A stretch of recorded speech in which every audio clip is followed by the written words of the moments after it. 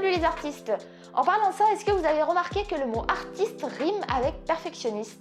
Je pense que ce n'est certainement pas le hasard et en tout cas ces deux mots représentent parfaitement mon quotidien. Pour la petite histoire, mon surnom au lycée c'était la maniaque. Et vous savez quoi? Ça n'a pas du tout changé. Dans cette vidéo, je vous propose mon top 10 des choses qui arrivent quand tu es digital artiste et perfectionniste.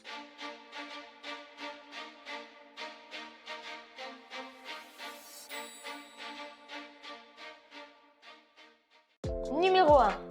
Tu n'as certainement pas commencé le dessin numérique au hasard. Cette discipline s'est imposée à toi comme le moyen ultime pour assouvir ta soif de perfection. Et oui, avec une tablette numérique, fini l'époque des dessins sur papier où la moindre erreur pouvait ruiner plusieurs heures de travail. Fini les dessins que tu recommences 10 fois avant d'être content du résultat ou alors que tu finis carrément par abandonner. Avec le numérique, tu peux recommencer et corriger à l'infini, bref, le bonheur absolu. Numéro 2. Ton côté maniaque ressort avant même que tu aies commencé à dessiner. Tu ne supportes pas de travailler dans un environnement en désordre et le moindre objet mal rangé t'obsède et t'empêche de te concentrer. Du coup, avant chaque séance de dessin, tu commences par une session de rangement et de nettoyage histoire de dessiner l'esprit tranquille, parce que tu trouves toujours de la poussière ou des poils de chat qui traînent. Numéro 3. La fonction retour en arrière est devenue ta meilleure amie. Tu ne peux plus t'en passer. Et au moindre petit défaut, ton premier réflexe est d'utiliser cette touche de raccourci. C'est presque devenu une drogue. Mais heureusement, quand tu en abuses, ton ordinateur n'hésite pas à te le faire savoir, histoire de te remettre dans le droit chemin. Numéro 4. Tu peux passer un temps fou sur un seul et même trait.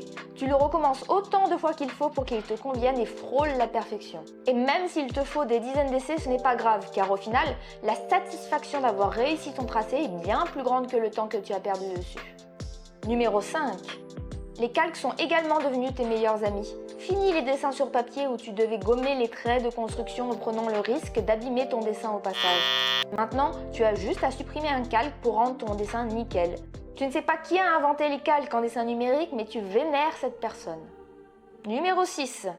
Tu sais très bien qu'il faut éviter de trop agrandir ton dessin, mais tu ne peux pas t'en empêcher. Tu finis toujours par zoomer au maximum pour corriger le moindre défaut au pixel près.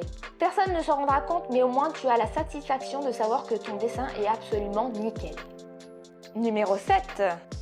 Un de tes grands rêves est de dessiner une BD. D'ailleurs, tu t'es déjà beaucoup investi en inventant des personnages, des décors et en écrivant le début du scénario. Mais après avoir recommencé 10 fois la première page, tu te dis que ce n'est finalement peut-être pas fait pour toi. Le problème, c'est que tu as annoncé ton projet à tout le monde. Du coup, on pose plein de questions. Et tu réponds simplement que tu as beaucoup d'autres choses à faire en ce moment, en espérant que les gens finiront par oublier. Numéro 8. Même quand ton dessin est fini, il n'est pas fini. Tu trouveras toujours un pixel à corriger, un trait qui n'est pas assez régulier ou un dégradé pas assez fluide.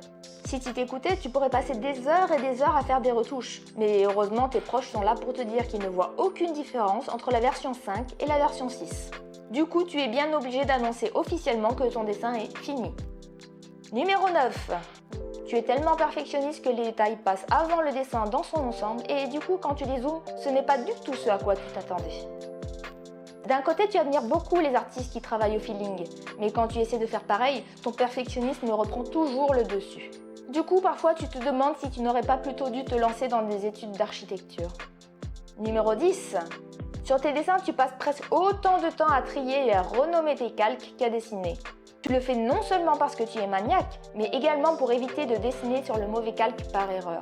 Parce que se tromper de calque, c'est la pire angoisse en dessin numérique, surtout quand on est perfectionniste. Vous me croyez si je vous dis que j'en ai déjà fait des cauchemars ?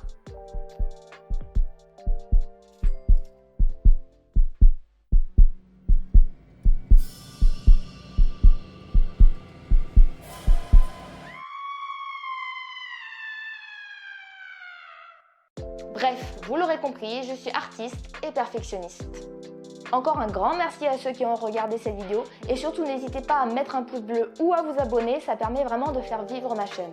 Et sinon, n'hésitez surtout pas à me retrouver sur ma page Instagram ou sur ma page Facebook, toujours au nom de Vika Blue. Encore merci à tous et à très bientôt pour une prochaine vidéo.